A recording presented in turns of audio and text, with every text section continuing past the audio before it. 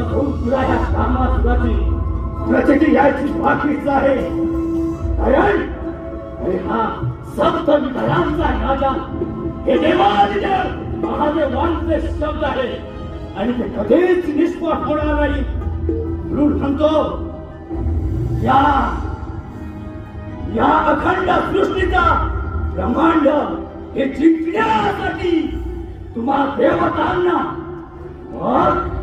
21 कोटी देव त्याने मिळून या कामाला प्रहार केला तरी त्याचा त्याला काहीच फरक पडणार नाही. म्हणून म्हणतो चल आज याच रणमैदानामध्ये याच रणांगणामध्ये प्रचिती घडवून आणणार आहे कामासूर. चल सुधार रणांगण.